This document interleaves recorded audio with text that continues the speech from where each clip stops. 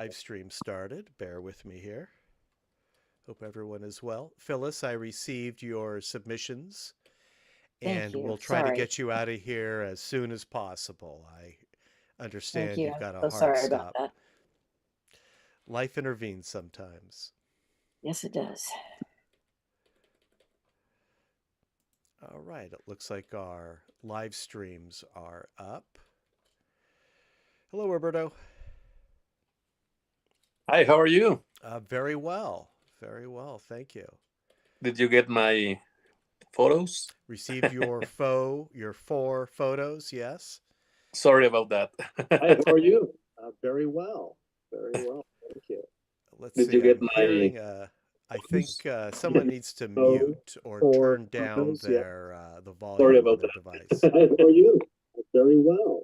That might be you, Phyllis. There we go. Okay. Hello, Bob. And we're just waiting for. Let's wait for Melinda. Let's give her a minute, and then we'll get started. Steve won't be joining us tonight. He has a prior engagement. While we're waiting, let me share my screen here.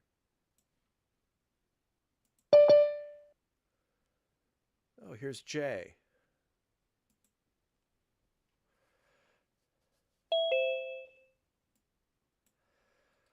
Welcome, Jay. No.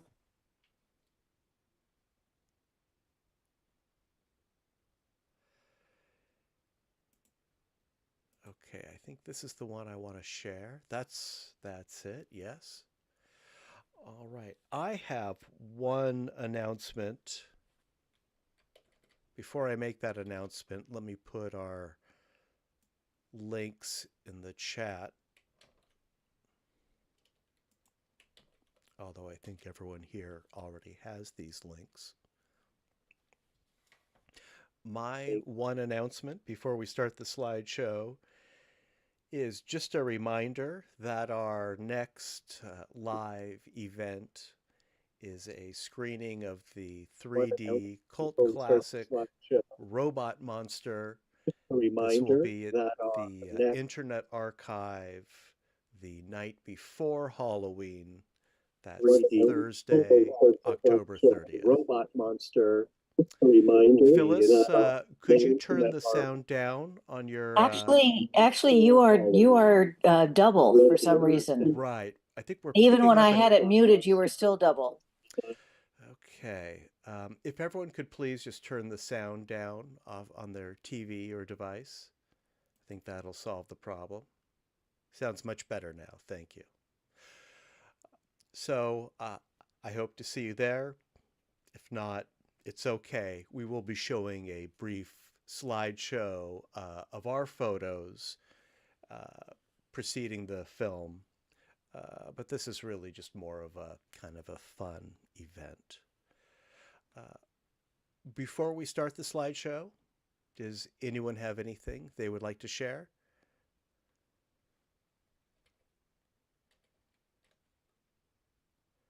Gosh, I really want Melinda to.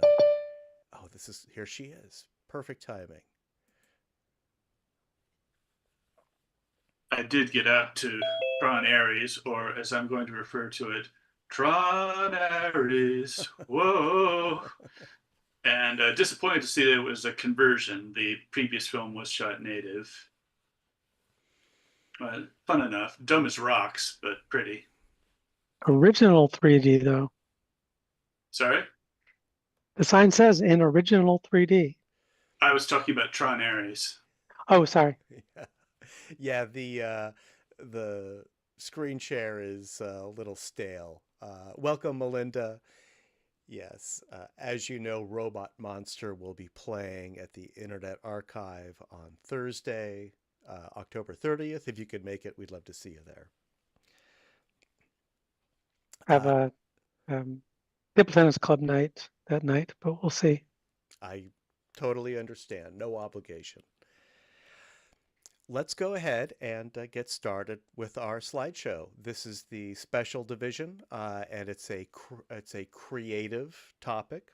Anything goes, and we'll start with one by Phyllis, and the title is "Caught in the Web."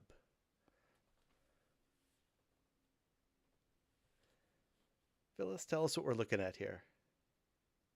This is Chihuly glass ceiling manipulated with a stereo photomaker.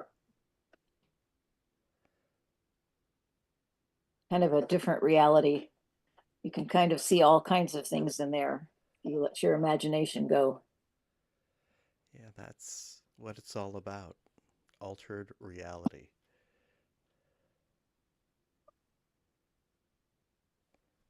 Yeah, I know you've shown us similar work to this before. Are these from the... Yes, I am a very big fan of his. I actually spent time with him and got to photograph some of his stuff years ago that in his home that he normally doesn't let people do. So Oh, wow.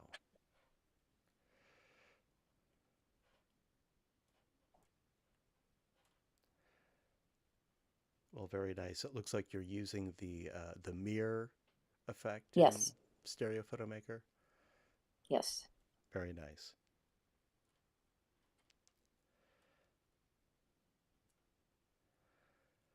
All right. Well, thank you, Phyllis. Thank you. Melinda, you're up next. We have confused trees.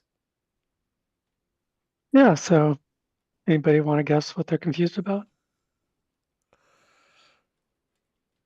You're going different directions. Waiting for the YouTube True. to catch up here. The inclination of the street, I believe. Very good. Which were and what is going on? Looks like The back one is the right one. I'm sorry? the Oh, rocks. the back one is the right one. Yes, correct. So the back one shows which direction is up. So I just kept my camera horizontal to the sidewalk rather than the trees. This is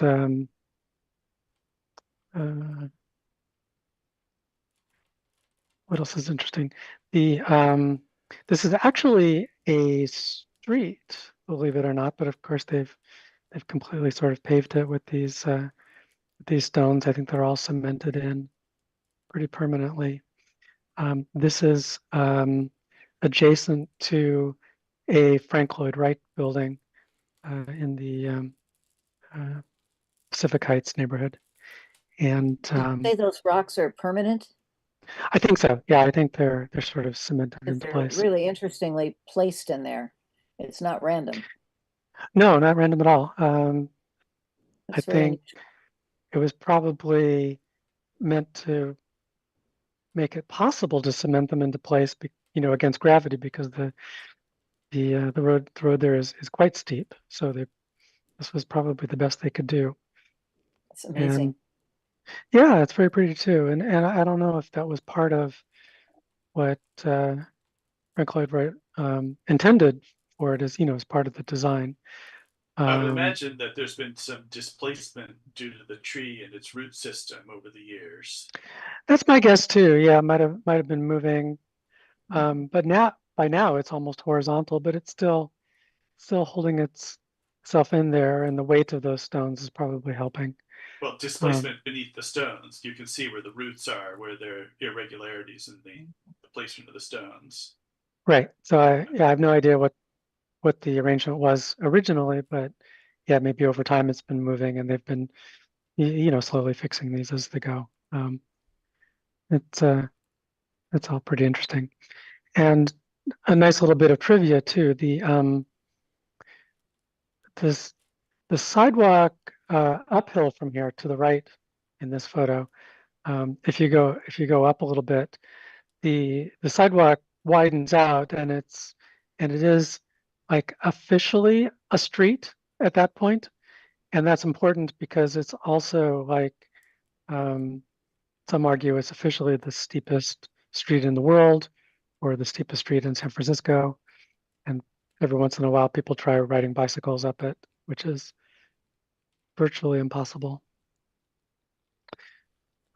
Anyway, and this was right about at sunset. There's the last rays of direct light are sort of coming in from the left. The building is behind me, and somehow the light is sneaking through it. Very clever. So yeah, a little optical illusion or something. Yeah, well done. Thanks. Do you photograph in this area often? Oh yes, I take walks in all kinds of different directions, and this is one of the places where I've been many times.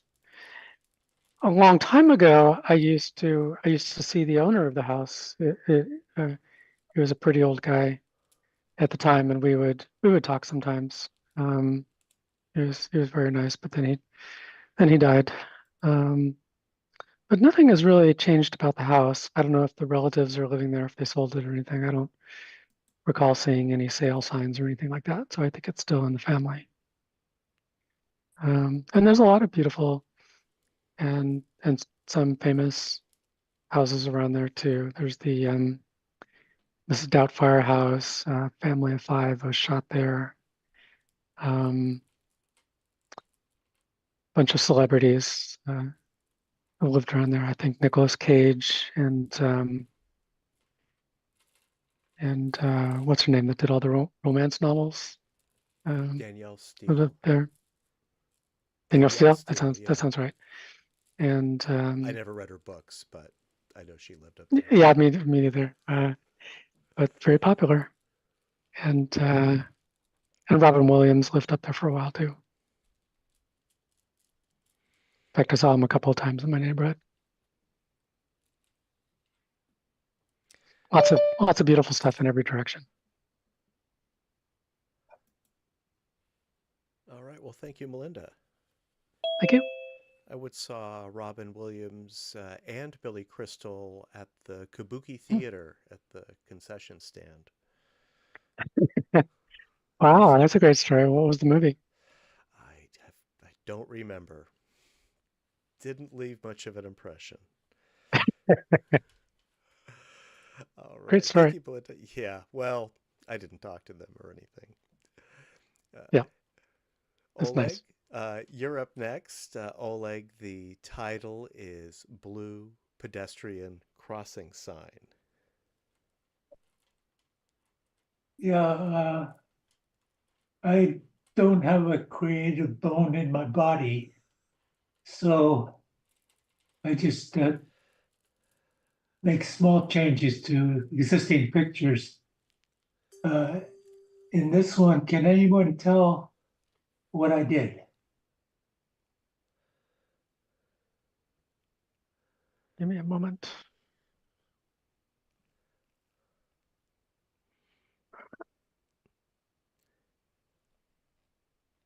Anyway, what That's happened not was, the actual sign.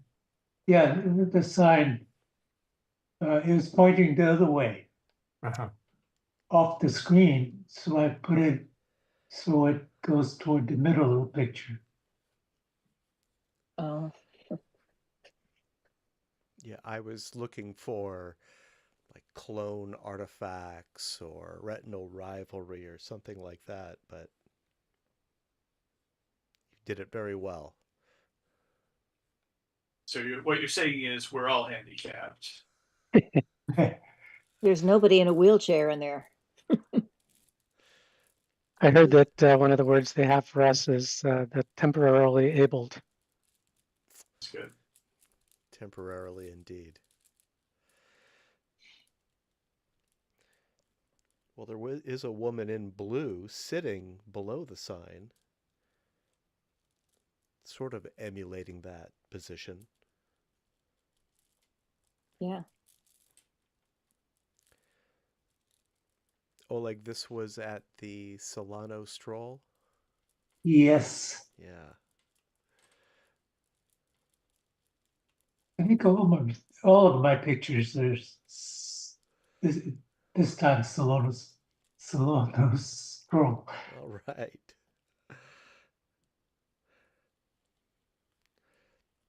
Well, your lack of creativity is debatable, Oleg. This is, after all, a photography club. Yeah, well, the thing about I would love to be a painter, but I don't have the hands for it. So it's photography, all you have to do is push a button. But you do need to have an eye for it. And you do have that eye. And not too many people paint in 3D either. I mean, I know that stereo imagery is important to Oleg. Yeah, well, I have seen stereo paintings, but I don't think they're very common. Dali did some. Oh, really? They're in the I know museum that. in Florida. Yeah, I know I've seen some exhibited at a 3D con many years ago. I don't remember the artist. It certainly could be a niche, but I definitely will join you in arguing against Oleg's self-assessment. He's one of our most creative and prolific artists. I agree. Well, thank you, Oleg. Welcome, Lee. See, you just came in. Let's move on. We have one by Bob Bloomberg. Bob, I did get your update. Thank you, Oleg. And let's see. Here we go. There. Bit of a delay there. The title is Checking In. Yes.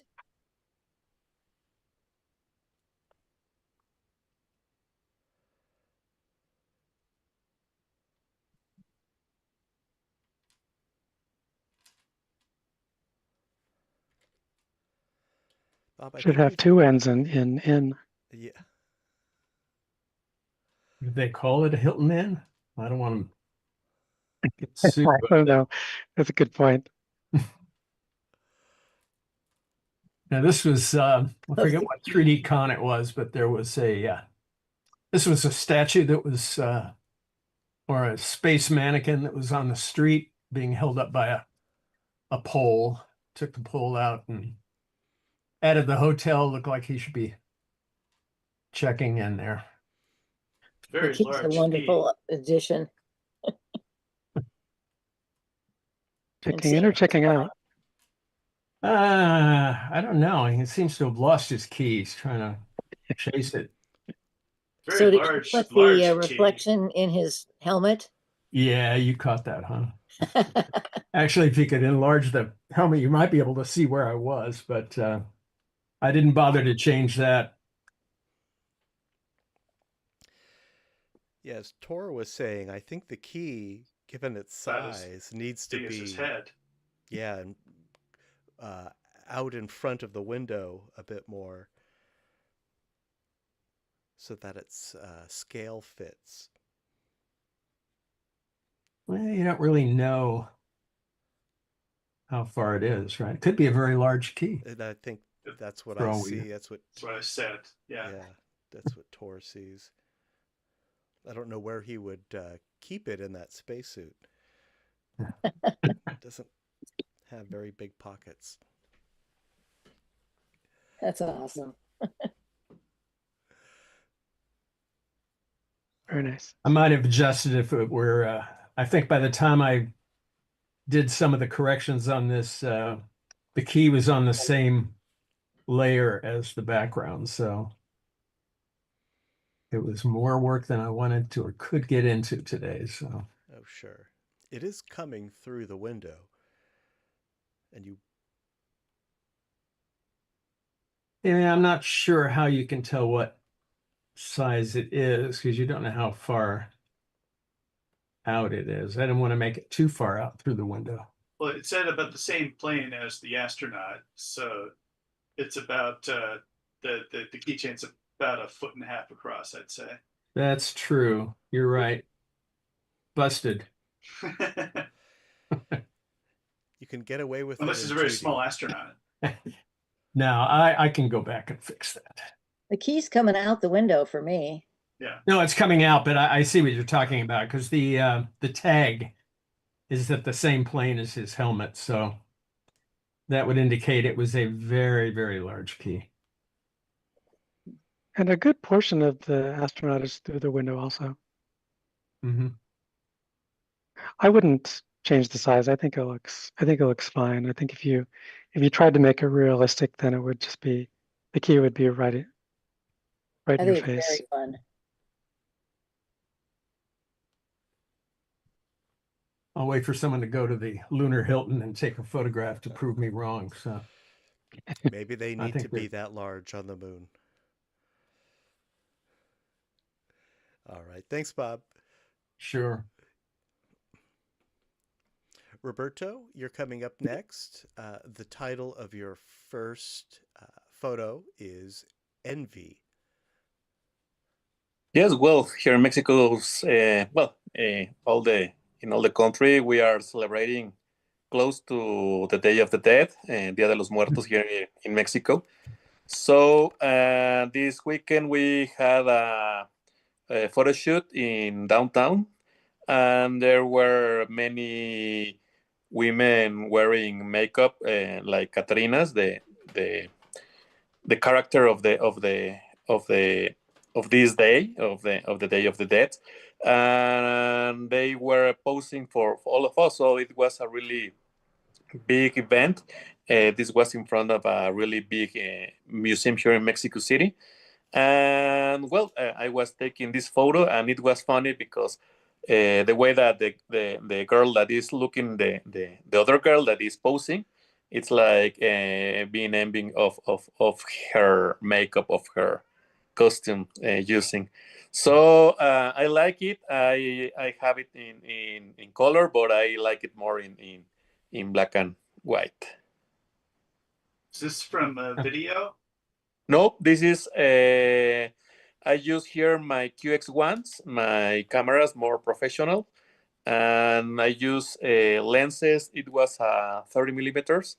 It was an aperture of 1.4, so it had this bokeh in the background. Yeah. I was just noticing a synchronization with the legs of the bystanders. Yeah, the legs. I don't know why it looks a little bit funny, but well. Roberto, Dia de los Muertos is such a colorful holiday. Have you considered just leaving the color on her costume and leaving the rest in black and white? Well, yes, it could be a really good suggestion for that. Thank you. Sure. Great. Great subject. I'm guessing you were the only stereo photographer at this event, Roberto. Yes, actually, I brought with me my other samples, and well, you will see another another theme here in today's meeting, and in that I meet the person that are the owners of the cars that I shoot, and they were impressed of the 3D photos, so they are asking me to take photos of their collection. They have like 120 cars of like this. You will see later Oh, tonight. fantastic. Are you going to present these, or do they have a way to see them in stereo? No, actually, I brought with me the like an old vision. Well, it's a cartoon. It's like a cardboard visor that I use. But with that, they like the presentation. So in a big screen, I don't have anything to show. Is that You could have the them put on a Viewmaster? reel. and do a ViewMaster reel with it.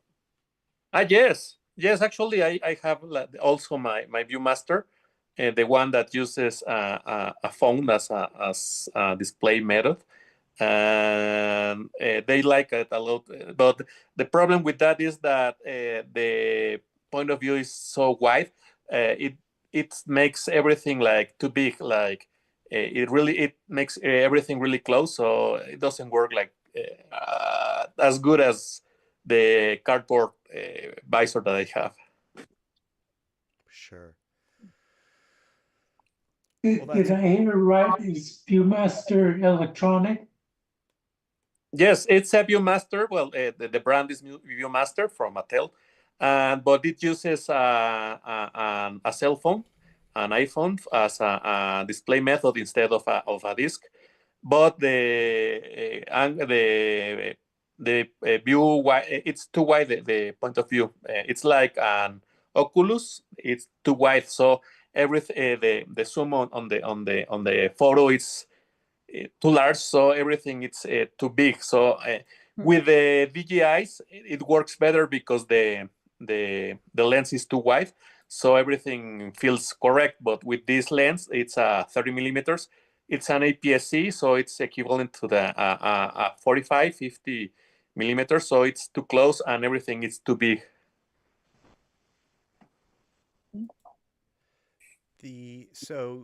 Roberto, you showed us your ViewMaster Yes, I viewer have it here. last week.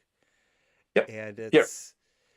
it's essentially like, as you said, a Google Cardboard type VR headset, and you insert Yes, your here it is, the cell phone. Yes. There you go. Yeah. And so on your phone, you're looking at side-by-side JPEGs, viewing them through this thing, and that gives you the stereo view. Is that right? That's right. And this ViewMaster VR was a product that Mattel put out 10 years ago, something like that. Yeah, that's right. Yeah, it was kind of when Google Cardboard was popular. Companies were exploring these like 3D viewers and VR viewers. You're the only person I know, Roberto, who has one of those. It kind of came and went. I'm so glad that it's got a life. Yes. Life I use it after discontinuation. It's nice that it's simple enough to remain compatible with modern phones. Actually, that there's a problem with this visor. The problem is that it doesn't admit to be the phones that this is. I use a really old iPhone. Okay. But the new ones, it's really too big, so it doesn't fit in the visor. Yeah, I have a Hasbro My 3D viewer, which is kind of a similar viewing device. It came out maybe about the same time, a little bit earlier, but it's for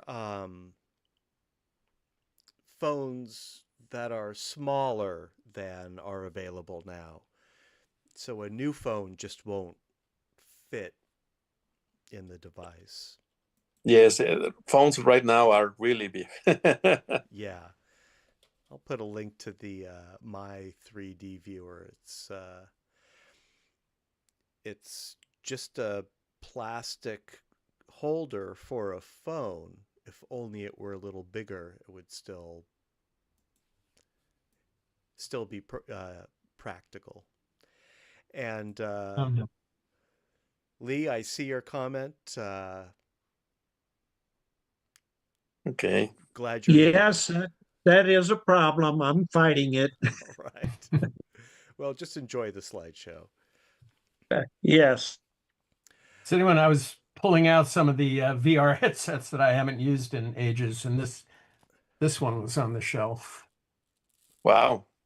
That's yes, it's the same concept. Yeah. Yeah, it looked like, I thought it was the same one. It says Sytros, Sytros. Yes, they for Android there were a lot, and the Google Cardboard is the same concept. Yeah, I have the Google Cardboard, but this one, yeah. Yeah, same concept. Clip your phone in it and Right. view side-by-side photos or presumably video too. Yes, I use it for video a lot, and for photos I have to reduce the size a lot, so it feels like right for the viewer. Well, thank you, Roberto. Thank you. Our next photo is by Phyllis. And the title is Intertidal Fan Dance. Well, yes, this is another one. I think it might be pseudo though. It is. Can you switch it? I can, yes. Let me. Yeah, I think I made a mistake. This is correct. Sorry about that. I always look at them cross-eyed and sometimes I forget to change them.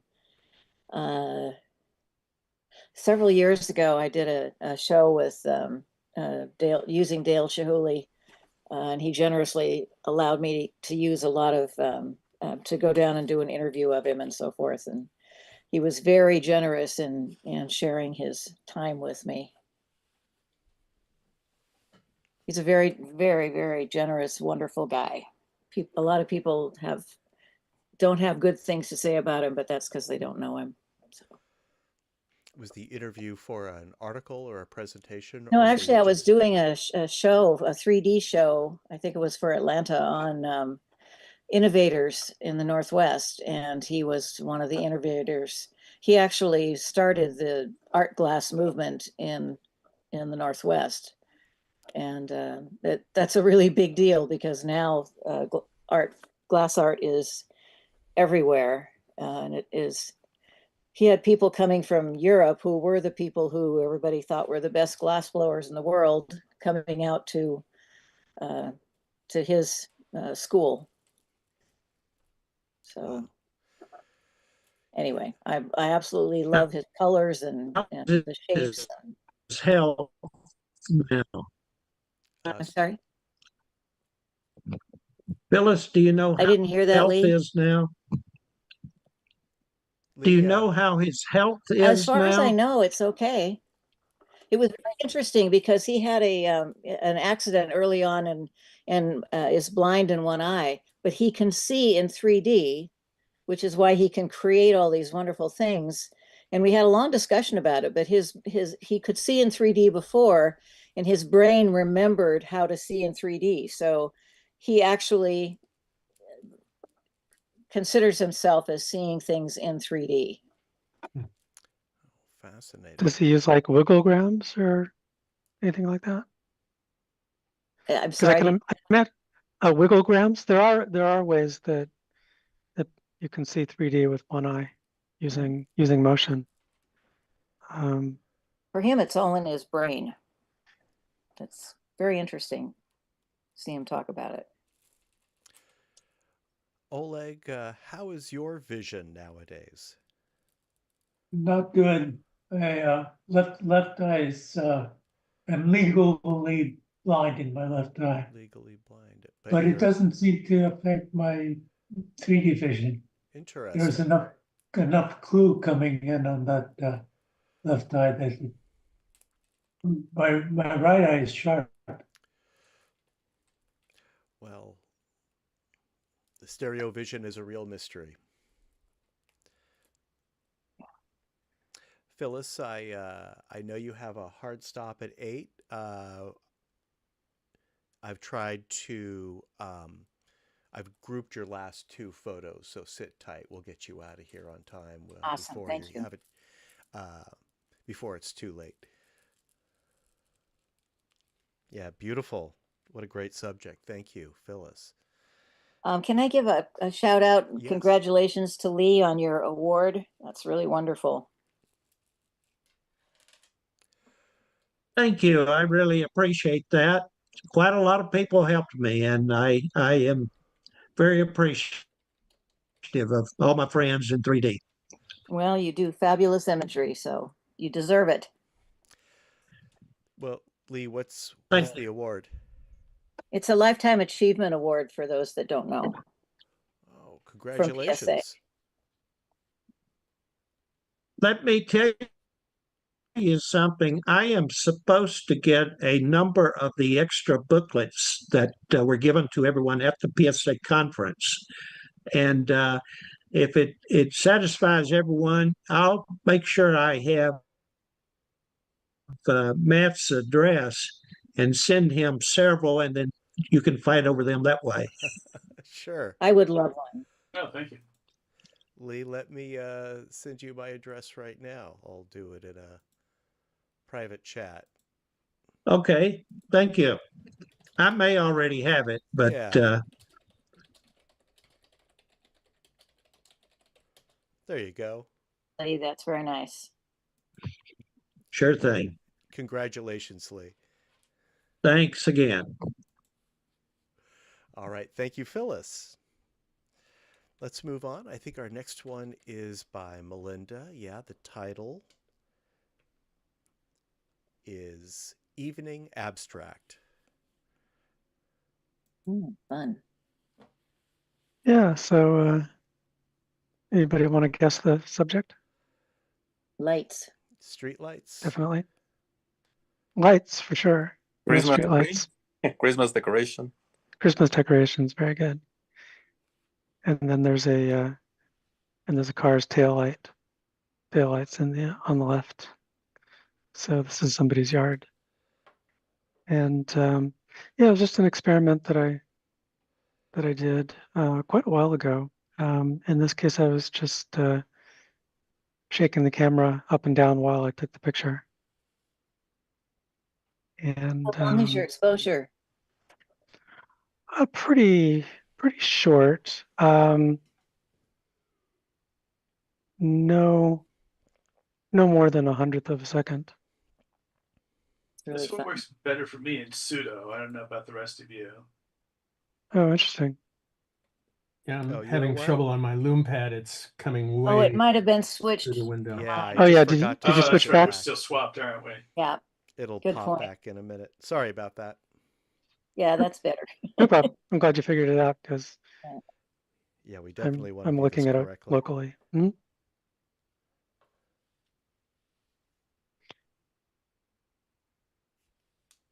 So There it yeah, goes, and yeah. the lights aren't perfectly timed. Some of the little strings were a little longer in one eye than the other, so I had to clone out a couple of But your things like brain that. kind of works with that. Kind of gives it more motion. Yeah, I don't know. I find it a little bit annoying. I mean, it can be used very creatively, and I think you can see some details like that pretty much in the exact center. Some of those bright lights in the center are not very well matched in both eyes, so that kind of bothers me a little. So I fixed what I could. Maybe this could fit the next month theme, action. Yeah, we do an action theme once in a while. I don't know if we have any coming up. Yeah, I think next month. Next month. Yeah. That's next month?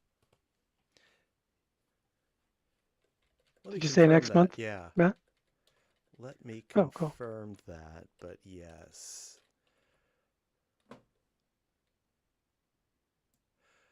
Yeah, this one is very energetic.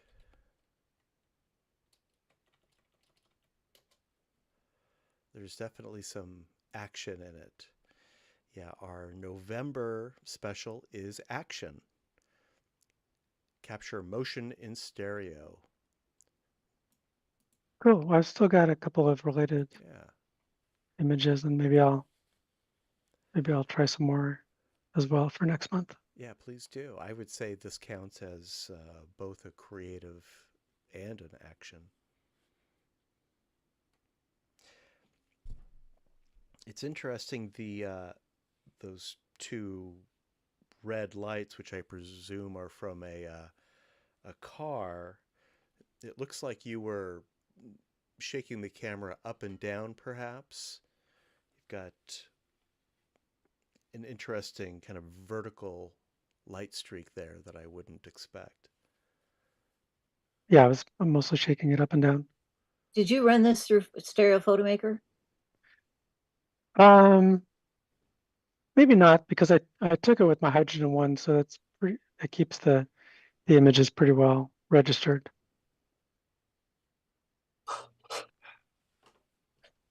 I feel that the synchronization between both cameras is like a little bit off because the lights are making like a U figure, and the left one is like not complete the arch. It's I don't know. Yeah, I don't know how much is the camera and how much is the lights, but like if you look at the car's tail lights, they look pretty solid. It seems like a longer exposure in the right eye than the left. Yes. Hmm. Well, the exposure is the same, but maybe one is like good the action before the other. Oh yeah, I guess that is pretty consistent, isn't it? Like in Because the lower right, it's all those arcs are the just bottoms of the arcs are all starting at the same point. It's the tops of the arcs where there's a curve in the right eye, but not in the left. So it seems like the right eye was open longer. yeah, that makes sense. I wonder why the tail lights worked so perfectly, but Well, the taillights have a hook on the right eye as well. oh, Yeah. Yeah, the left eye, they're more well, vertical, and the right eye, they I didn't know. Oh, hook that's over. right. So why does it? Oh, yeah, it's an interesting illusion. They in stereo they look perfect to me, but now when I look at each one, yeah, you're absolutely right.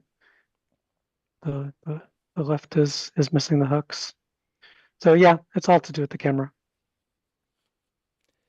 Yeah, that tells us something about how the camera operates too. Does this mean that it has separate, well, it wouldn't have a mechanical shutter. It does reveal something about the camera's operation also. Maybe processing the images. Yeah, it could be blocked while sending each image sequentially to memory or something like that, and they figured that was fast enough. But there are obviously cases where that's not true. Yeah, you might have just been or moving the camera faster than the data transfer or something. Well, it's a creative and energetic effect. Thank you, Melinda. Mm-hmm. Let's move on to one by Oleg. The title is Floating Miniature Room at a Sausalito Shop. Yeah, this is a straight photo, but to me it seemed kind of weird because you get used to the scale of the room there, and the backdrop is almost like it's outdoors.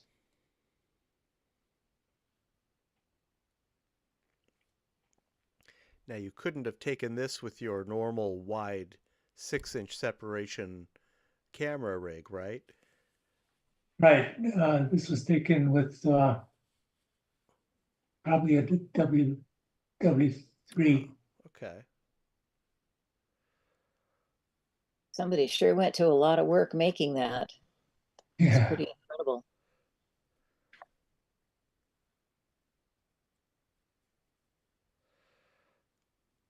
Yeah, to me, the shelf that it sits on is like the level of a high rise.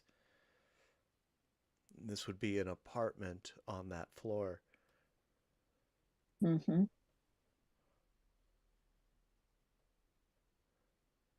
And it's a straight photo. It was like that. It's just a cropping that makes it look strange.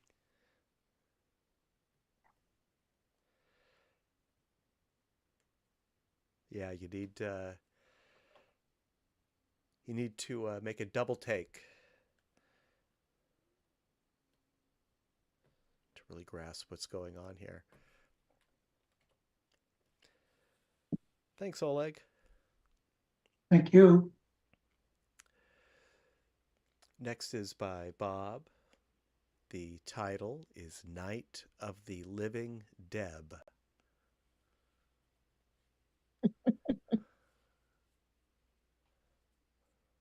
I like the butterflies coming off of her shirt. Yeah, this is one of the very first of its kind that I took. This was originally shot on infrared film. Yeah. And then I scanned it, and I think I had maybe one of the first iterations of Photoshop or something. I mean, I almost think back that I cut it out physically by hand and moved those butterflies around, but I'm pretty sure it was computer.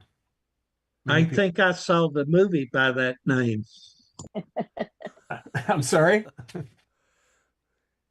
I missed that. Movie by that name.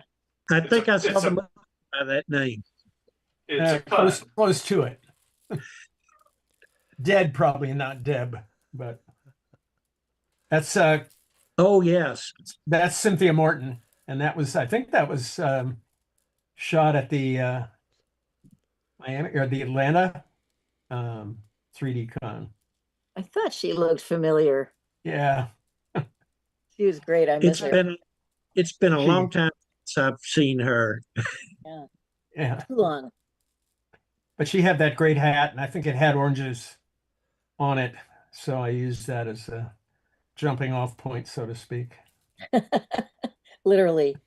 Yeah, and that was her dress with all the butterflies on it, so I just very clever.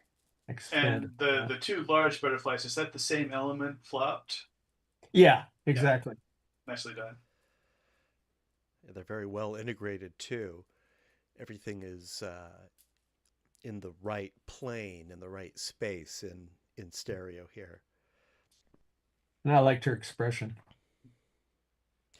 Was Deb also photographed on film? Oh yeah, all of this was Wow. photographed on film originally. So you that it was a macro of a butterfly that I shot, and then the original photo, minus all the movement of the butterflies on her dress, but that's all one shot in infrared.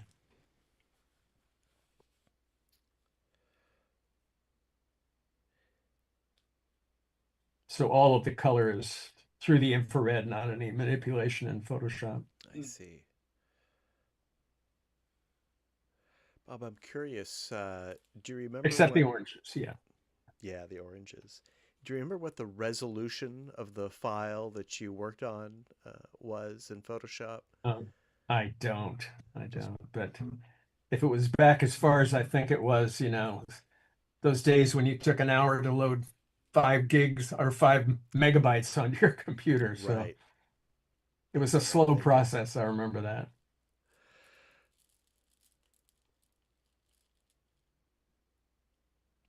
But it couldn't have been too large. I mean, the cameras I had, but I think her mother, Marilyn, told me that she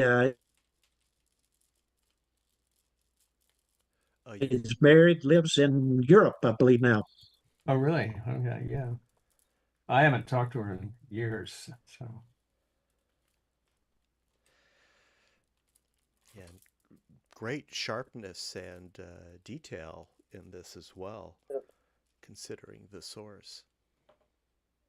Well, I did run the final one through Topaz to get a little sharpening on that, and had it select the face and sharpen that up. Oh, it did a great job. Great tool.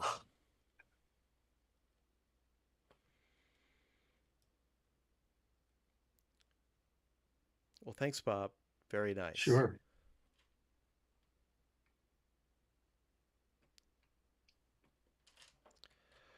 Okay, the next photo is by Roberto. There it is. The title is Heritage.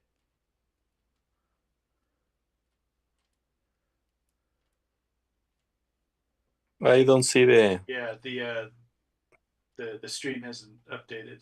It should pop up any minute now. Let's see. There we go. Do you see it now? Yeah. Yep. Yes, this was also on Saturday, and we were taking the pictures here in front of the museum. And this was another shot that I was doing. I was on the floor, she was posing, and we had these really old buildings behind her. And far away, it was a little bit more modern building. It was the first skyscraper here in Mexico City. And well, I like the shot, and also I like the way that the lens behave here, because I believe the bokeh, the aperture at 1.4, it was a really nice touch for the shot. And here it's color. You can see color. Yeah. Great color.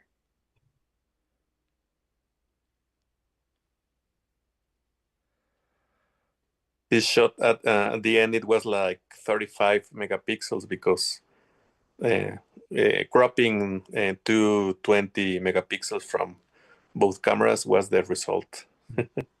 Huh. I like the way she's placed in front of the window.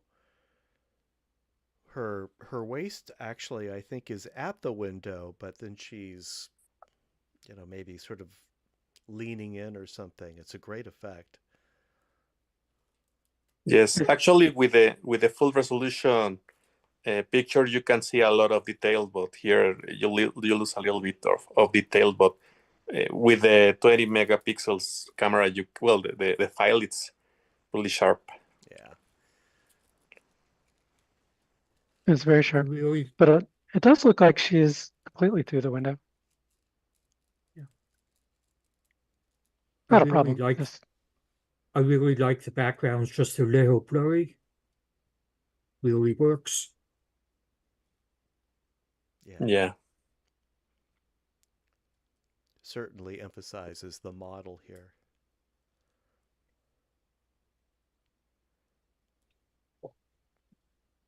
Is this the same model that we saw in Envy, or is this a different model?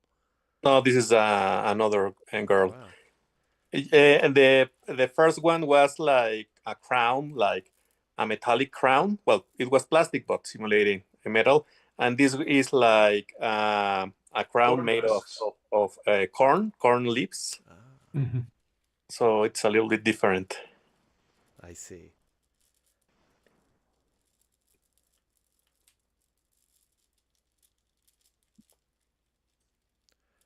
Yeah, very nice. Well done. Thank you.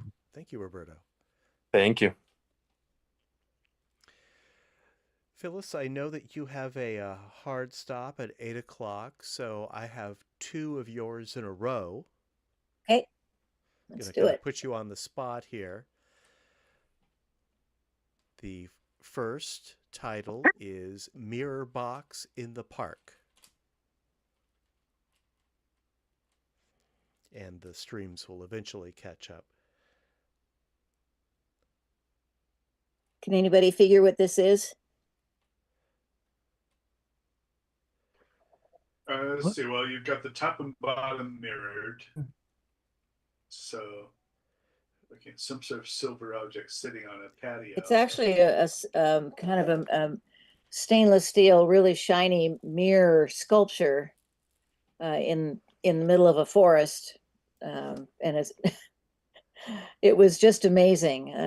On the right-hand side, when you look at it from that part, standing in front of it, it dips down, and I took some interesting pictures there too. But I thought this one was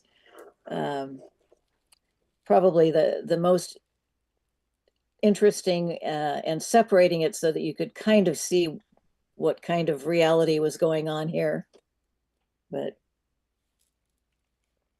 this is in New Orleans. yeah, I like it. The lighting is especially nice too. You get it. It gives Yeah, it it was kind of an beautiful. interesting interior kind of effect. The sky's reflected in the concave part, and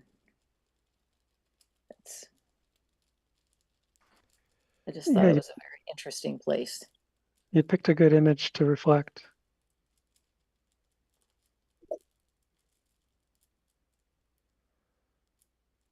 And it works this is one image that works way better in 3D than in 2D.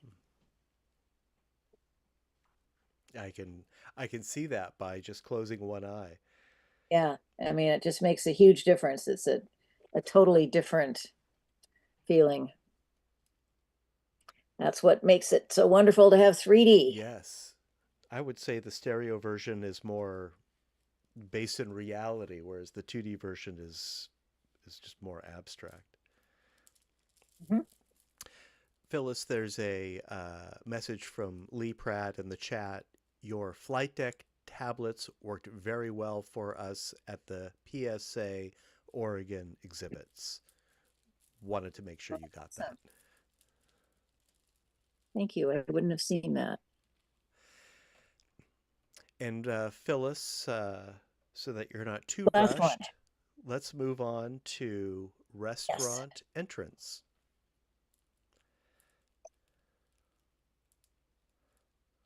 This was again in New Orleans, and it's actually the entrance of a restaurant.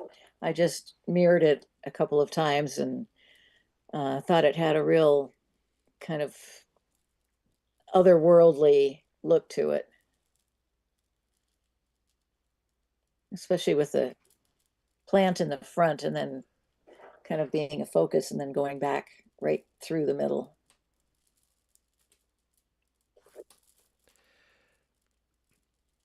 It's also the ceiling fans are fun for an image at the bottom of the frame where you wouldn't expect them.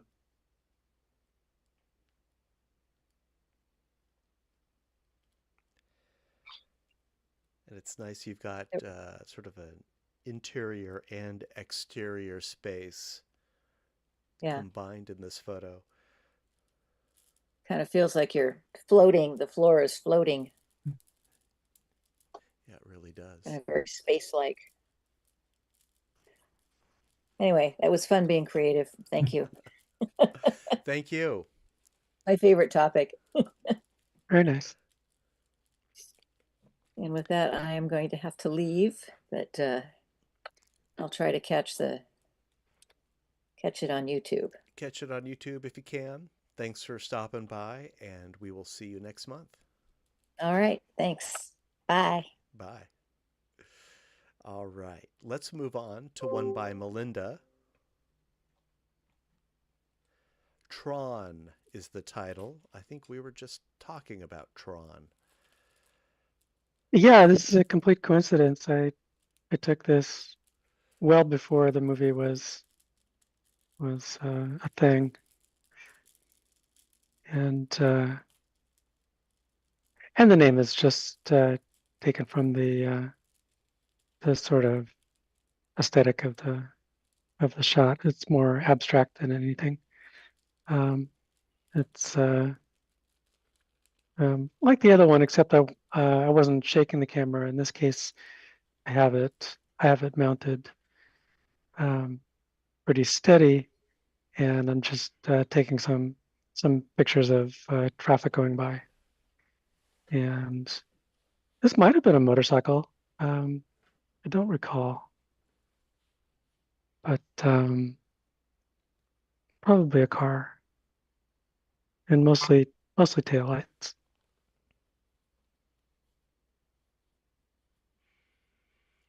Looks like a white hot sword. Yeah. In space.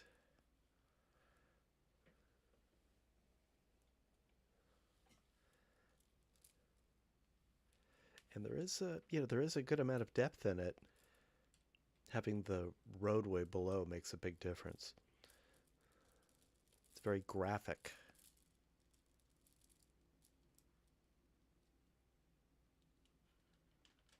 Yeah, it's kind of fun because you just have no idea what you're going to get.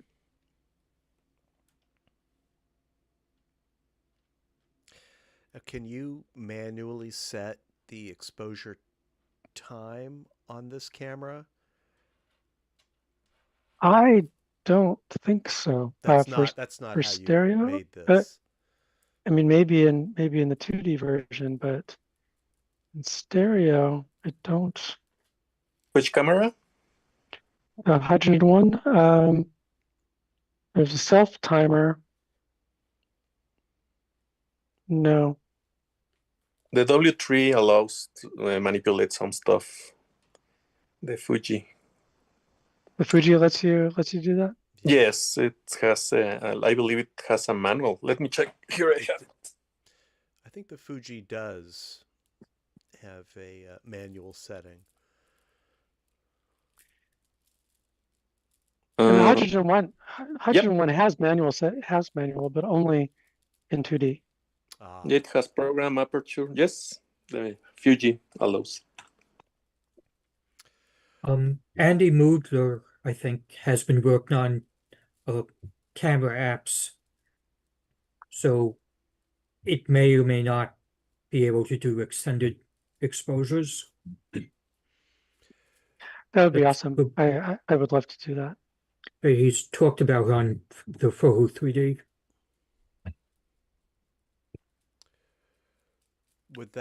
Is that app available for download somewhere, or is this something that he's still developing? Could it be side loaded or something? I think he made a version. You'd have to check the Fohu 3D Okay. archives. Yeah, that's worth investigating. Yeah, thanks.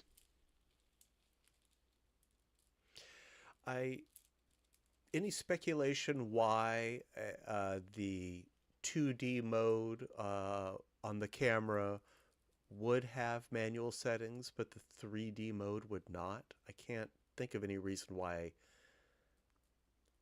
it shouldn't. Is it just two different camera apps on the same device? I don't know. I think Andy said there was some things he couldn't quite access. Low level. But Yeah. that just could be his magnet for a proprietary camera. It was probably a business decision on Hydrogen's or Red's part, not a creative decision. Yeah. I am checking my HTC. I am turning it on, so let me check if the HTC allows manual All right. control.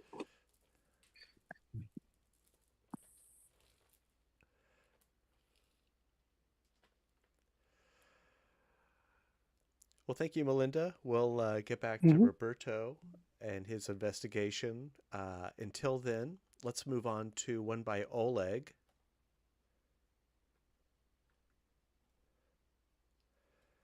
Lone Pickup Truck in a Ventura Parking Garage is the title. Again, this is not this is a straight photograph. I just thought this a strange composition. Liked it. Anything goes, right? Yeah, anything goes. Totally qualifies, yes. Very cubist. Yeah, I like it. Right. The lower left corner meeting right at that edge. It's very Reminds me nice. a little bit of David Hockney as well. Don't know.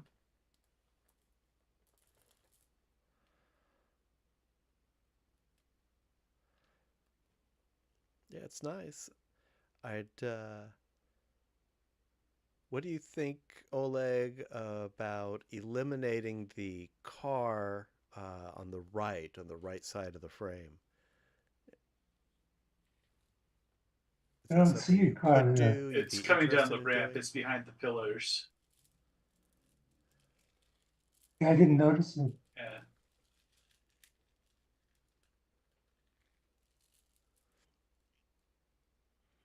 But the pickup truck's very striking graphically. Again, there's something about the scale that is strange. It really helps Yeah. having those parking lines receding. There's some retouching going on with the pillars on the left, the shadows at the base. I'm not sure what's going on there. Looks like some edits. Oleg, did you like clone out something? I don't think so. I think this is a straight shot. I don't think so. There's yeah, one of the parking spots. Oh no, several of them. Yeah, something to do with the base of those pillars. We've got some very different images on one side versus the other. Huh. Oh, I see that. And there's also looks like some kind of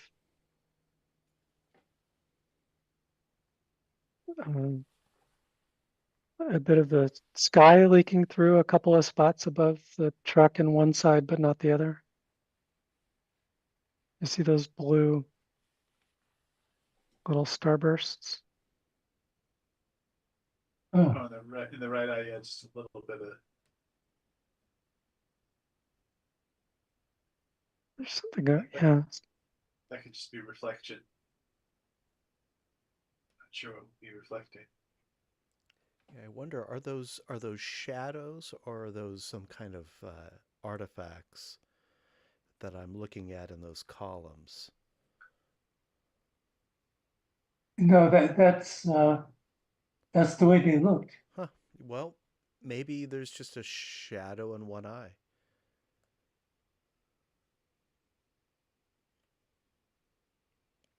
Well, it's a very striking composition. Yep. Regardless. Very nice, Oleg. And yes, anything goes.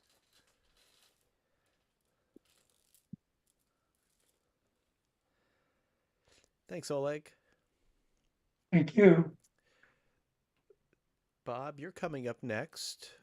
We have underground parking in this case. Underground parking being A the sense title. of theme here. Yes. Also pairs well with Phyllis's last one there too. Right. More mirroring. Mm-hmm. This was a parking garage at a winery in Tuscany. Just last month. I just love the surrealness of it. So I put in my favorite Tikiriko, girl with the hoop. Yeah, this one's very, very successful. There's a Japanese cartoon from the 70s where there's a chase through a world of a nightmare of surrealist art, and the girl with the hoop keeps running through. Yeah. Hmm. Well, he's one of my favorite artists. I just love his work.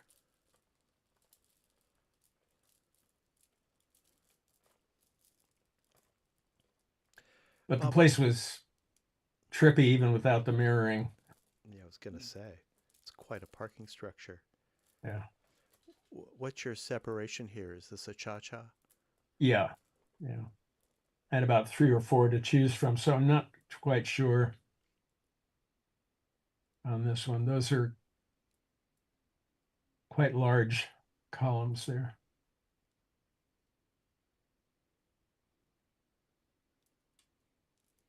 Well, it's a good subject to reflect. It really adds a lot to it. Get an infinity effect out of that spiral staircase. Yeah, no, I love all the lines and the patterns. Most mirror effects that I see are very symmetrical. I think one reason this works for me is because it isn't so symmetrical.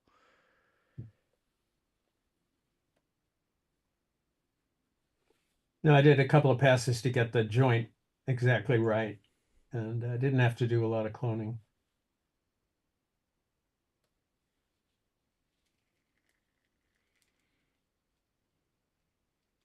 Very effective. Thanks. Thanks, Bob.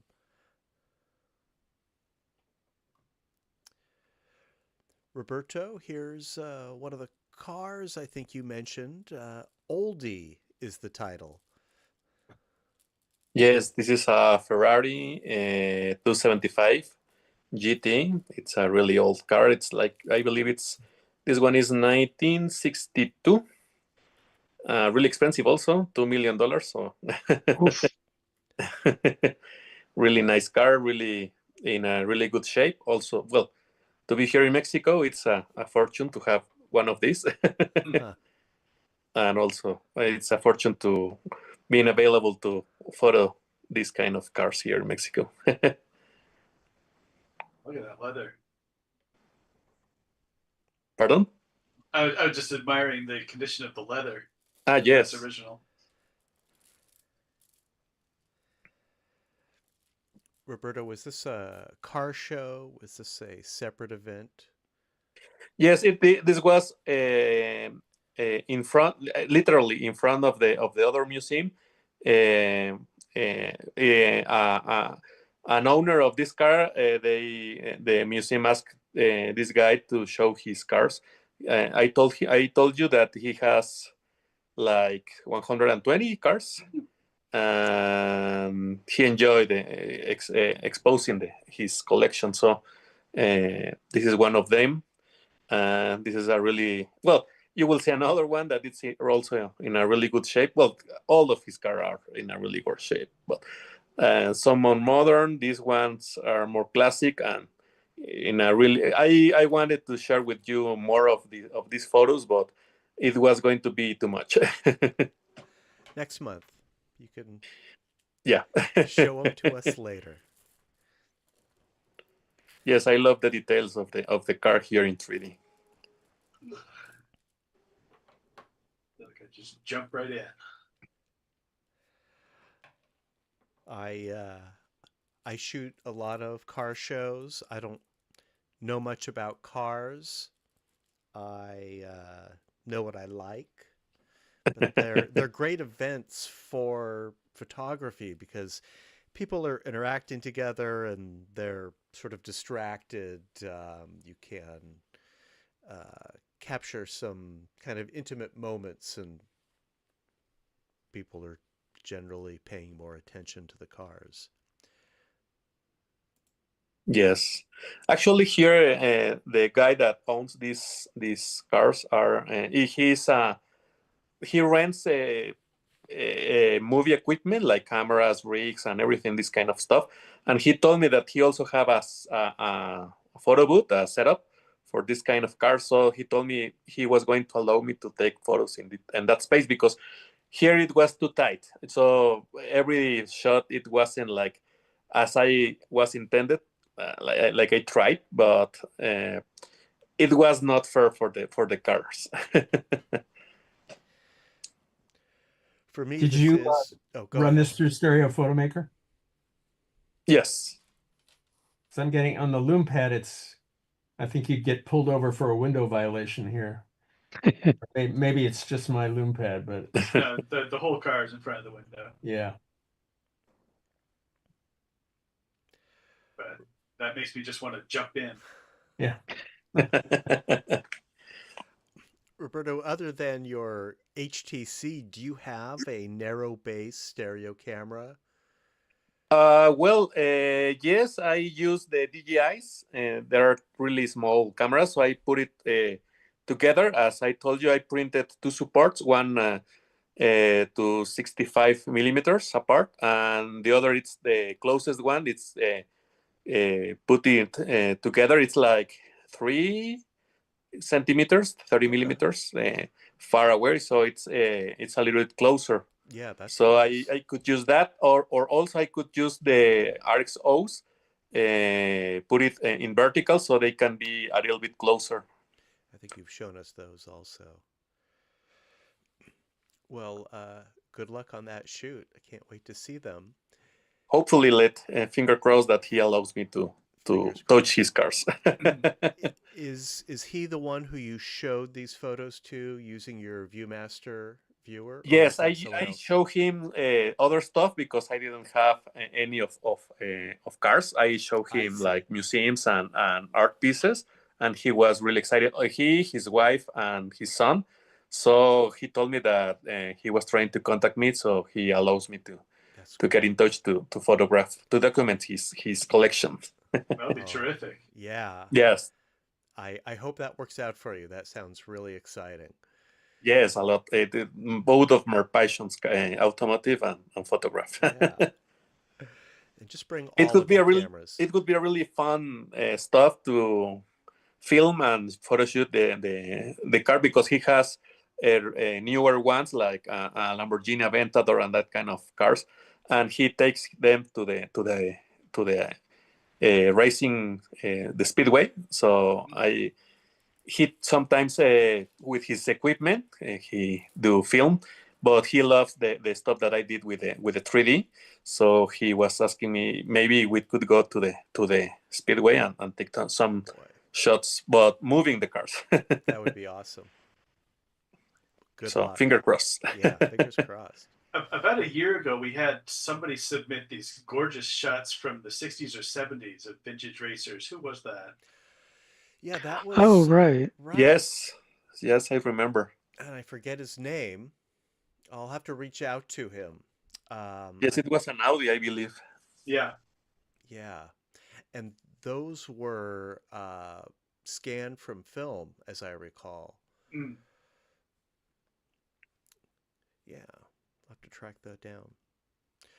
Now, Roberto, before we move on, the photo that you posted in the chat, this is of your HTC device. Yes, and the photo, only you can change the ISO and the white balance. It doesn't allow to move anything else. So it's everything. Well, it has like scenes, like I don't know, a summer of mountains, but doesn't allow me to move the shutter speed or anything else. Only the ISO and the maybe if you move the ISO too low, maybe the shutter it's a little bit. You can control a little bit the shutter speed. That's what I was going to suggest.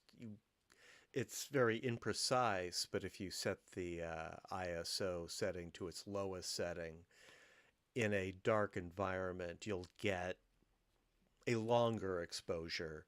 You don't have a lot of control over it, but better than nothing. It's like the RXOs. I don't know if you have the same problem, that the lowest speed and that it allows it's like 1/40 of that second, so it's not that.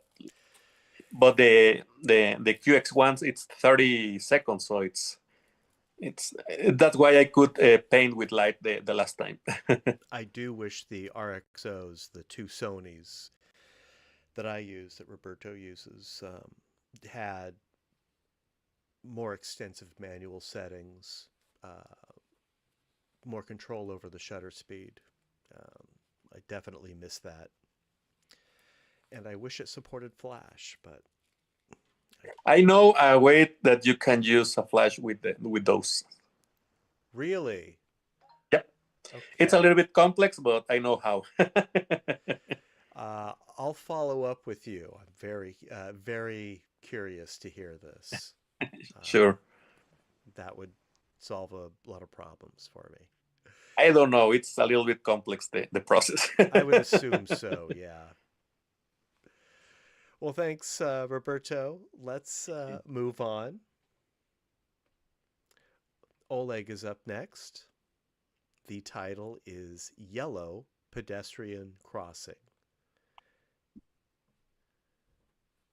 This again in the stroll. I was with a tripod and waiting for those pedestrians. And they were going in the wrong direction, so I had to do a flip on the pedestrian sign at the top. Oh.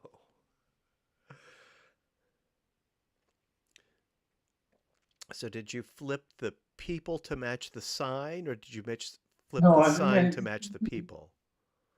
I flipped the sign. The people would have been too hard. That would have been a lot of work, yeah.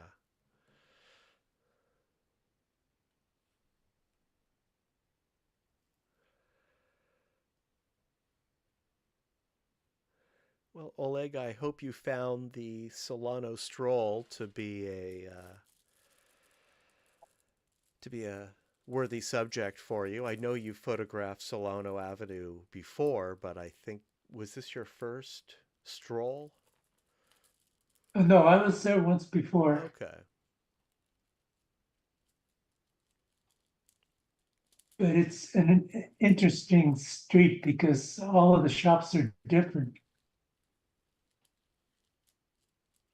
Yeah. Yeah, a bunch of them are old houses that have been built out to storefronts. I keep meaning to do a study of them sometime.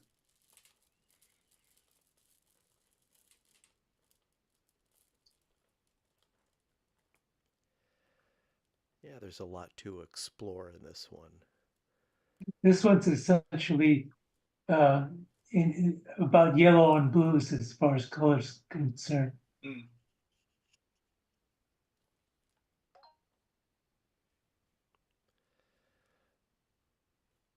Yeah, very nice. Thank you, Oleg. Thank you.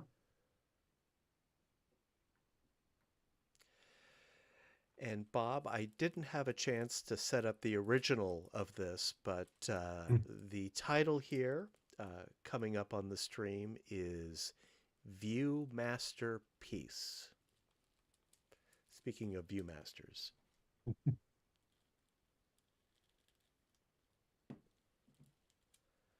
This is originally a box of Viewmaster viewers in a plastic bin at one of 3D cons, and I ran it through some filters.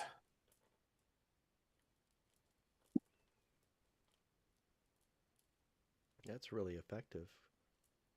Thanks. Was this a Photoshop filter?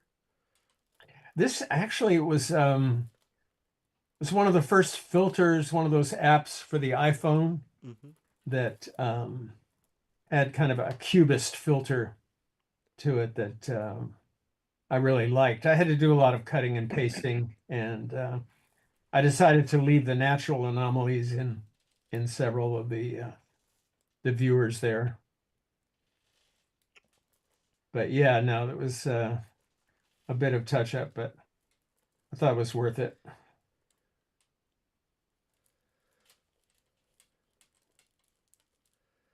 And I have a full color version that I also like, but I thought this was more in keeping with kind of the cubist minimalist feel of it.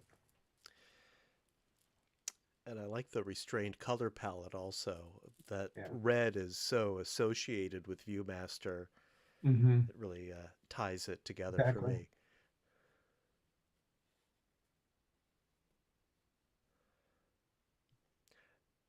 It also just perfectly fits in full screen mode.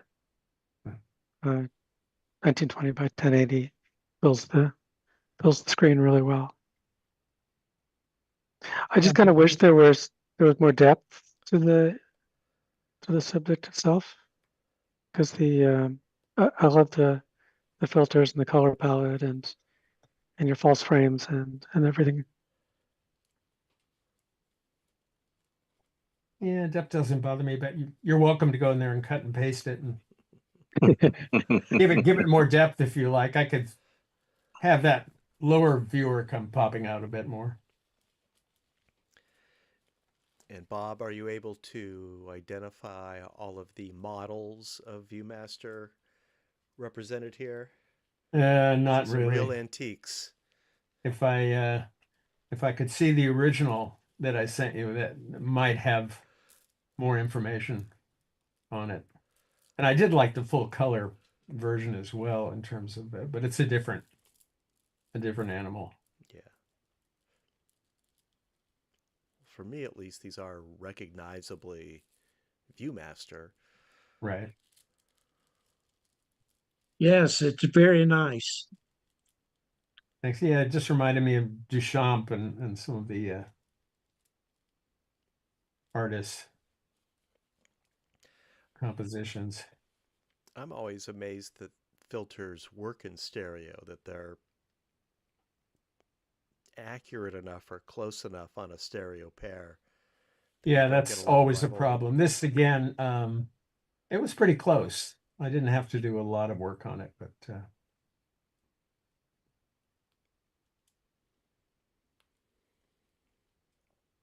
Yeah, very nice. thank you. Maybe now with AI, it could be get a little bit, I don't know, another theme for the composition. Wow. Eventually, but they'll have to actually understand the 3D perspective.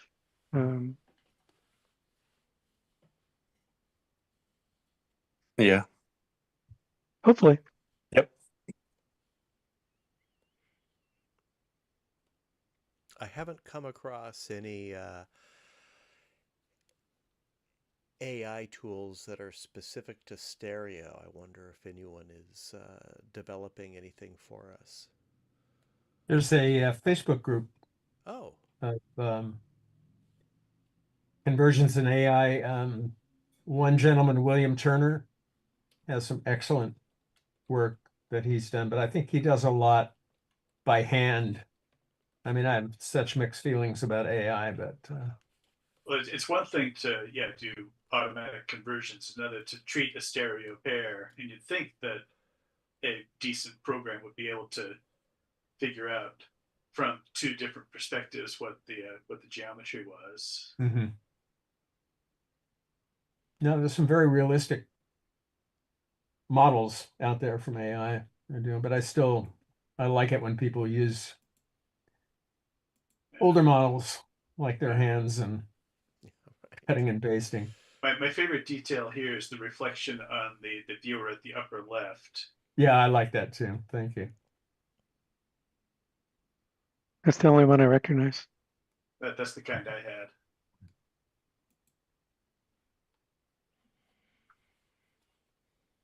all right. Thanks, Bob. Sure. Incidentally, speaking of Viewmasters again, the Internet Archive donated hundreds of water damaged Viewmaster reels to us. I've got them in a box. I don't know what to do with them. If anyone wants to adopt them, just let me know. They're a little musty. A paper mache project. Yeah. The chips are still intact, so it's an option. Anyway, moving on. Roberto, this is Reflections. Yes. Here, this is another Ferrari. This is a 250 GT 1960.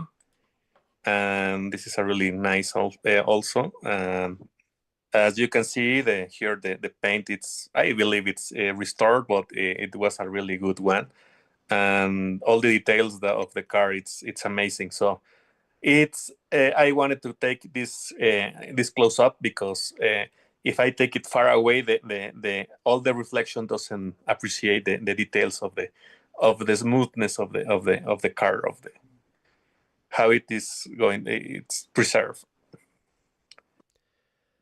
I think there's a bit of a vertical misalignment here. May I realign this, Roberto? Sure. Give this a try. We make it. Let's see what happens. I'm going to do it to each one. Yeah, the right eye is a little high. And let me hit the anaglyph version here.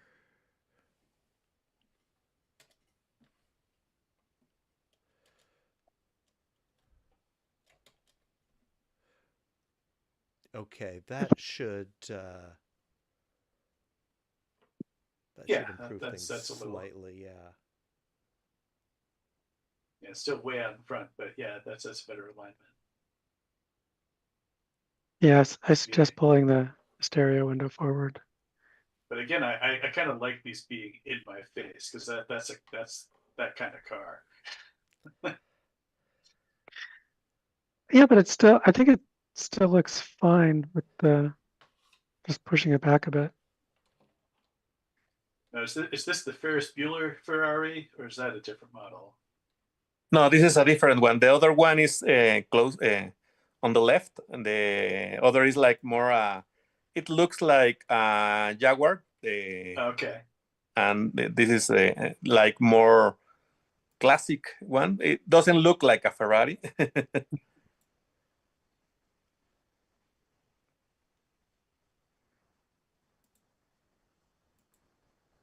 In the side-by-side views, there's something in the left image. Big gray square. On the Zoom call, yeah, you've got a window open on top of the chip. Oh, Yeah. sorry about that. Let me fix this. Yeah, things tend to blow up when I auto-align things. So let me get back to where we were here. Just give me a minute.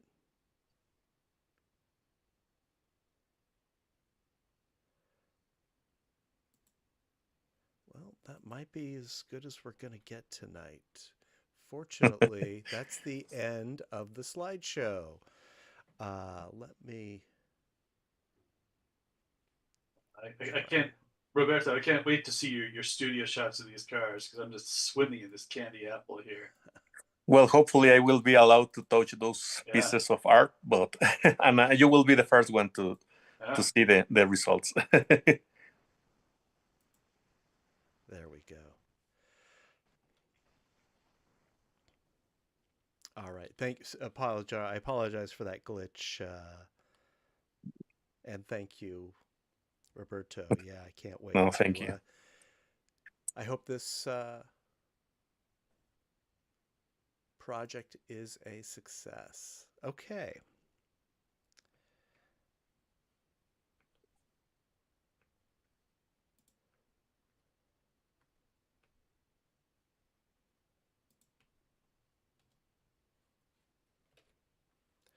All right.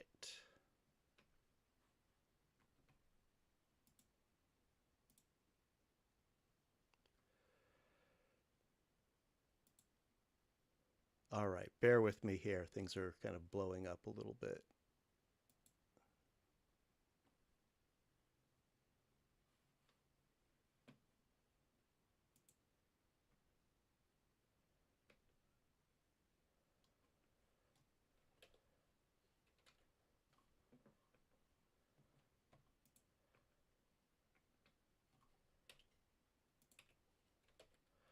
All right, well, let's see if I can get us to the poll.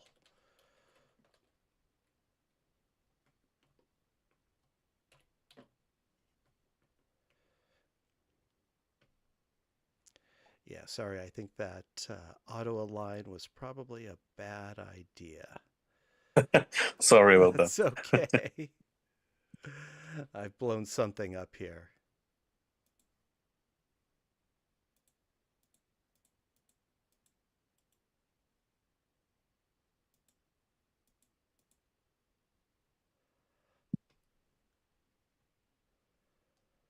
All right, I think I'm just going to have to shut down the anaglyph stream right now. Sorry about that.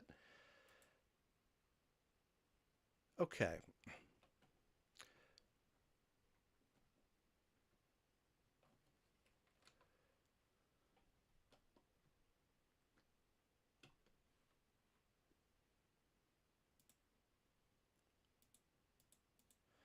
Huh.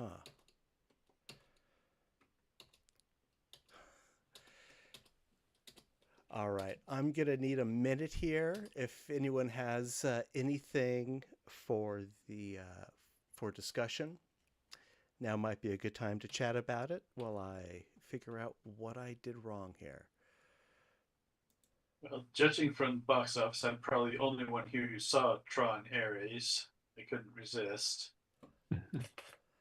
And? I mean, I knew it would be dumb as rocks, but it's sure pretty. Yeah, I mean, both of the sequels completely misunderstand the original film, and I've always been very isolated in my appreciation of the original film. So it's a limited conversation at best. I'm with you on the original. That was quite the film when it came out. Yeah. Right. I would have been 12, and it was certainly my first encounter with determinism. Mhm. And Mm. is the whole technique. I mean, nobody will ever make a movie like that in that way again. The labor intensive approach is just ridiculous. Well, that was the first computer generated, wasn't it? Well, I mean, there's maybe 15 minutes, maybe 12 minutes of actual computer animation in the whole movie, and everything else is traditional animation on a light box. It's all backlit transparencies, Yeah. and that was what made the movie such an endeavor. You know, nobody expected they'd have to do that level of manual work making the movie. I And remember seeing the original one when it came out. yeah, Very impressive. yeah, It was quite an amusement park ride, as I recall. yep. Doesn't look like anything else. All right. I think we're back where we need to be. Let's choose our favorites in the poll. I'm going to go through the slideshow again. I will read the makers and the titles. You can make your selections in the poll at any time at that URL, or you can use the QR code for your smartphone or tablet. And I'll show this information at the end again also. Let me see if I can go through the slideshow again.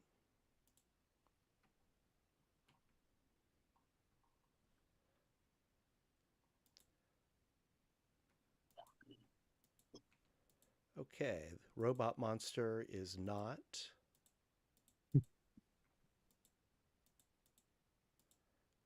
Okay, we'll start off with Caught in the Web by Phyllis.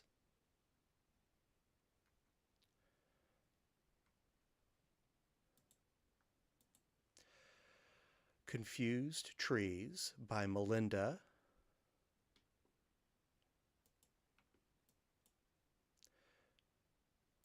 Blue Pedestrian Crossing Sign by Oleg.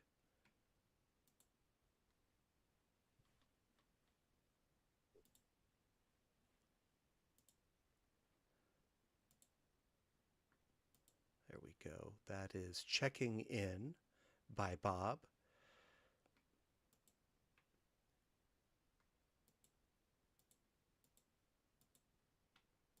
Here we go. Envy by Roberto.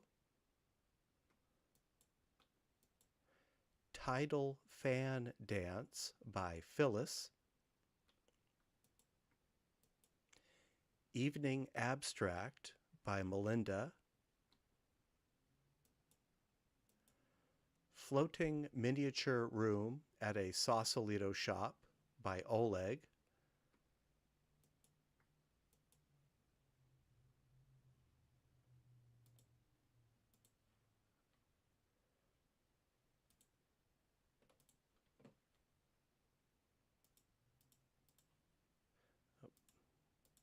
Hang on, sorry, I'm a little out of sync here. Having some technical difficulties. There we go.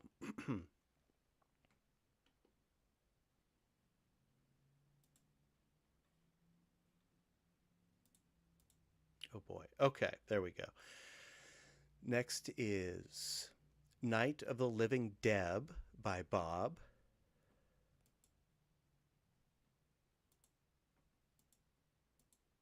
Heritage by Roberto.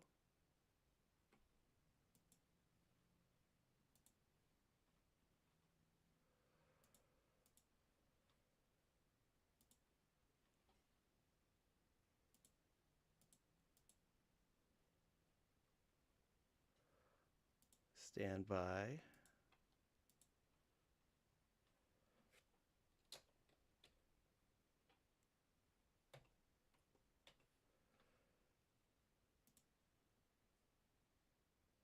All right, yeah, I think my computer, there we go, is seizing up on us. Next is Mirror Box in the Park by Phyllis. Restaurant Entrance by Phyllis. Tron by Melinda.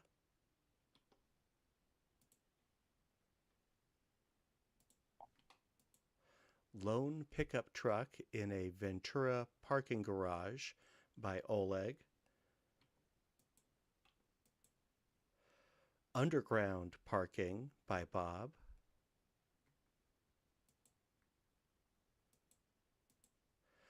Oldie by Roberto.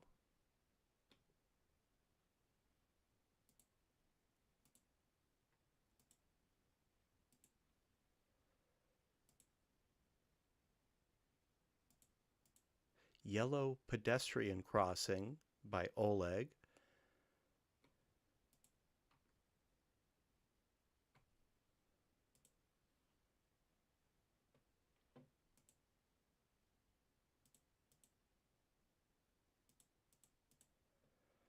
Oh, I'm a little out of sync again. Sorry, guys.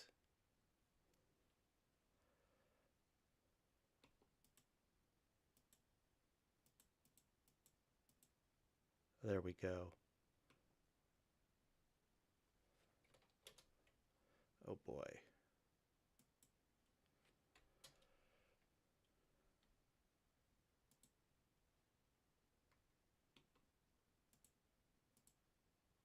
Okay, sorry guys.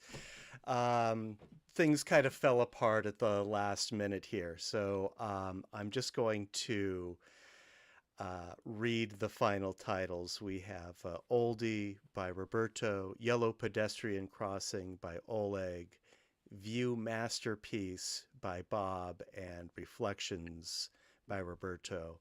I'm sorry that really isn't satisfactory to me, but things have kind of blown up here. I will get to the bottom of this. So let's, if we can,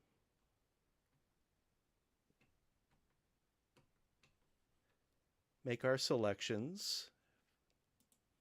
If I can get that slide up.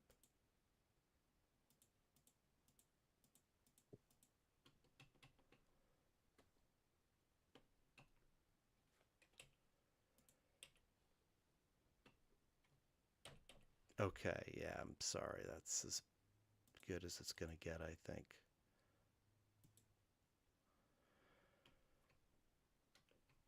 All right, well, please go to ggstereo.com. I'm sorry, strawpoll.com/ggss, and we'll make our selections. I apologize for this. This is a very embarrassing thing. I'm not sure exactly what happened here, but I'm just going to stop sharing. I will share the results. So let's take a minute or two and make our selections. I'll also put the poll link in the chat. Sorry about that. Okay. Let's make our selections.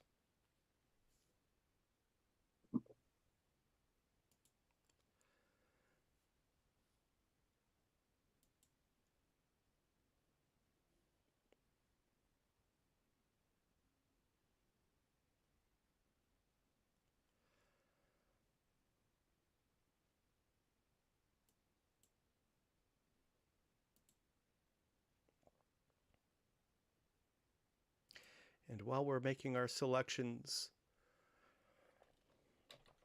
I'll remind everyone that our next meeting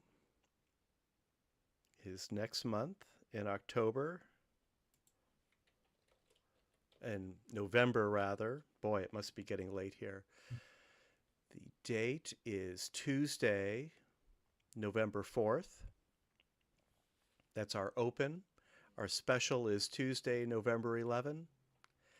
And the special subject, as we've already discussed, is action.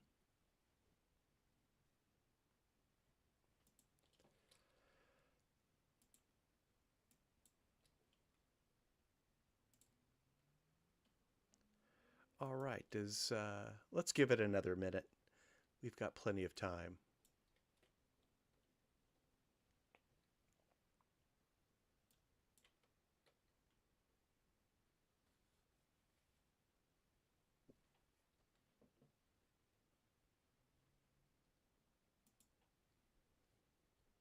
I was cleaning out my closet the other day. I found a whole batch of Shark Boy and Lava Girl glasses.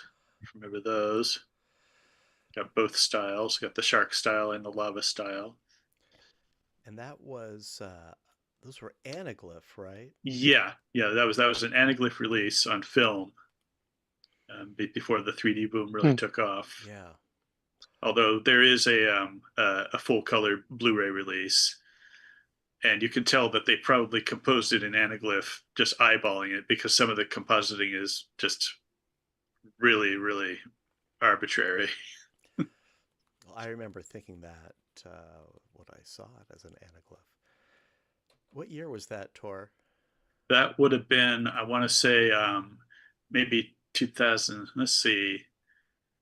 I want to say 2006, 2007. Yeah, I guess that sounds about right. Well, let me share my screen. Let's take a look at our results.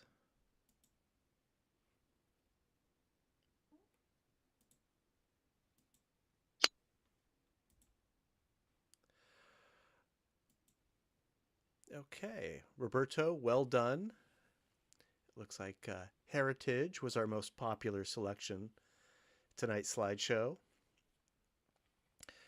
We'll make second a tie between Phyllis and Bob for Mirror Box in the Park and Underground, and we'll call third a tie between Bob and Bob for Checking In and Night of the Living Deb.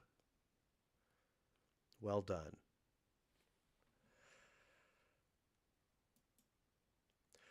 Well, again, I apologize for the technical glitch at the end of the slideshow. I'll get to the bottom of that. It does happen sometimes. If you're available, if you're interested in watching a really bad movie with some pretty good 3D, drop by the Internet Archive on October 30th for our screening of Robot Monster. Oh, one more thing I will say about that. The Internet Archive has purchased a new projector. It's a DLP projector. It's not a 3D projector. But in 2026, they're planning on upgrading their screen, and they're hoping to upgrade it to a real D-style screen, a white screen that is also suitable for stereo 3D projection. And that would be great. Fantastic. Yeah. Someday we'll, have a permanent home somewhere. And I think that's it. Does anyone have anything they'd like to share before we call it a night? Do you want me to explain you the way I use Flash with the RXO, or maybe another time? Well, since we're the only two RXO photographers, I don't want to tie everyone else up. I know. But is it like a firmware update or something, or is it a hardware device? It's really easy, but it's the setup is complicated. You need two intervalometers, one set up with the RXOs, and the other used with an 6500, the one with a hot shoe. So the intervalometers shoot at the same time, the RXOs and the 6500, and then the flash synchronized with both with three cameras, two RXOs and the Alpha, the regular camera. I see. So you just need a Sony Alpha, that's all. Yes. Okay. Well, yes. Got it. Understood. That makes sense. That I can conceive of a way to get a flash to sync with the RXOs with a third camera using that solution. Yeah, that's right. Yeah. So it's easy to explain, but it's hard to set up. Yeah, I get it. Well, I might explore that if I can find a cheap Alpha that connects to the two. That might work. Yeah, with a hot shoe. Yeah, I hot believe shoe. the cheapest one is an X6 is the oldest one and the cheapest one. Yeah, find a secondhand one. I guess it wouldn't even need to be fully functional. Well, thanks, Roberto. I'll keep that in mind. Perfect. Thank you. All right. Well, thank you guys. And All right. congratulations again, Lee. Thanks for stopping by. I will see everyone. If I don't see you on the 30th, then I'll see you in November. All right. All right. Thanks, Great guys. program tonight. Thanks. Thanks, Lee. Talk to you later. Bye.